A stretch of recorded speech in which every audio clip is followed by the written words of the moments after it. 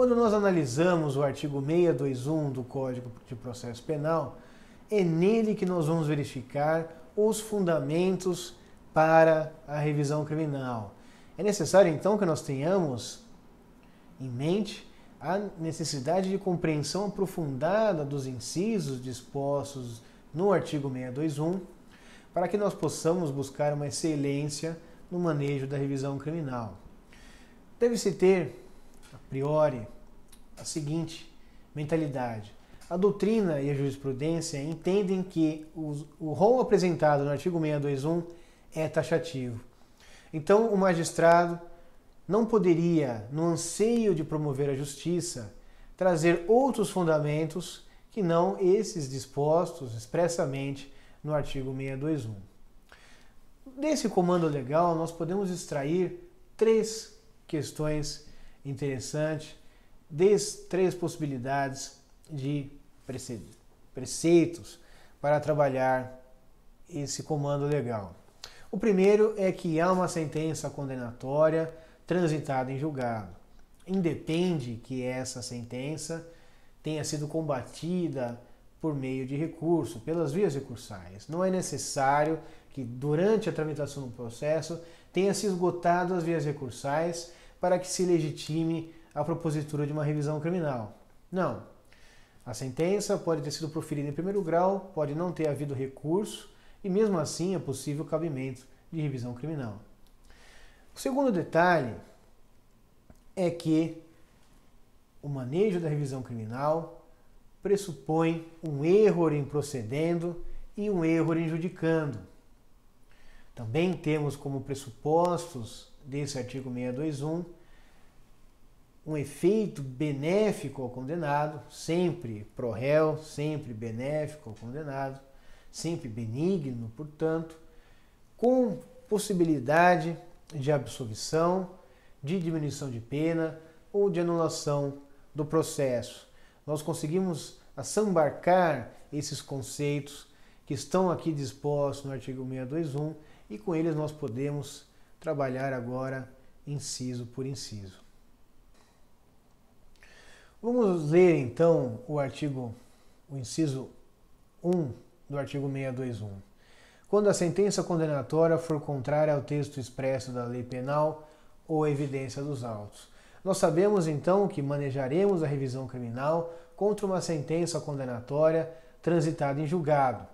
Também aqui aplicamos a possibilidade de manejo da revisão quando houver uma sentença absolutória imprópria, isto é, aquela que aplica uma medida de segurança.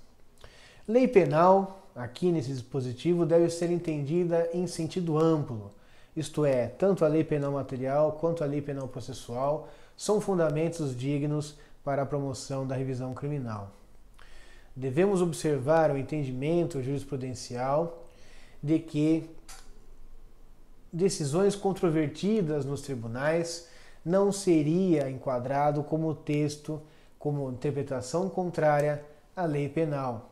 Nós temos inclusive a súmula 343 do Supremo Tribunal Federal, é verdade, aplicada à ação rescisória, no entanto, ela também é aplicada no Código de Processo Penal, também é aplicada para a matéria processual penal, quando nós tratamos da revisão criminal.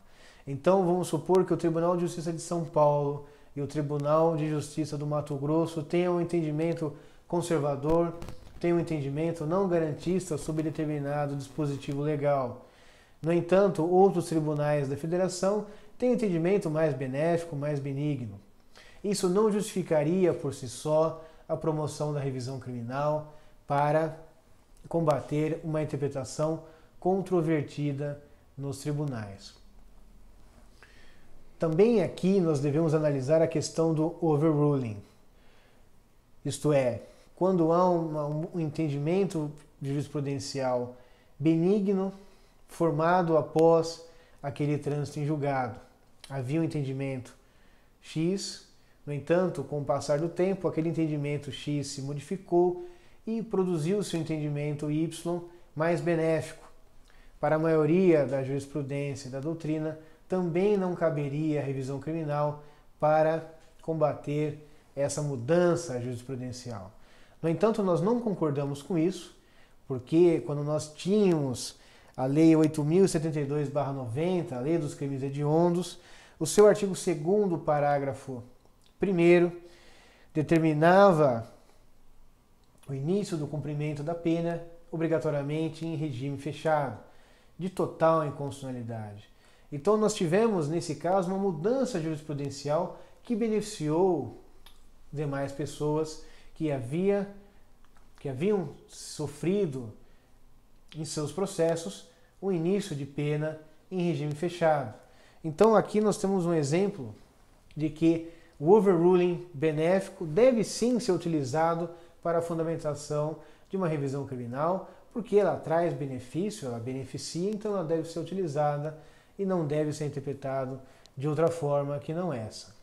Quando nós tratamos também da evidência dos autos, a doutrina também disputa aqui o entendimento dessa redação. Parte da doutrina diz que a evidência dos autos deve ser entendida quando o arcabouço probatório for contrário ao entendimento do juiz, ou seja, o arcabouço probatório trazia uma possibilidade diversa do qual o juiz entendeu e condenou. Ou seja, o arcabouço probatório trazia uma possibilidade de absolvição, no entanto, o juiz entendeu que era caso de condenação. Aqui, para essa parte da doutrina, se aplicaria o inciso 1 do artigo 621. Outra parte da doutrina defende de que caberia revisão criminal quando as provas apresentadas pela defesa forem ignoradas pelo juiz. Ou seja, eu tenho uma prova testemunhal que foi ignorada pelo juiz, isso seria fundamento para a propositura da revisão criminal, que estaria ali ligada à possibilidade de manejo indúbio pro réu. Nós também podemos observar a seguinte questão.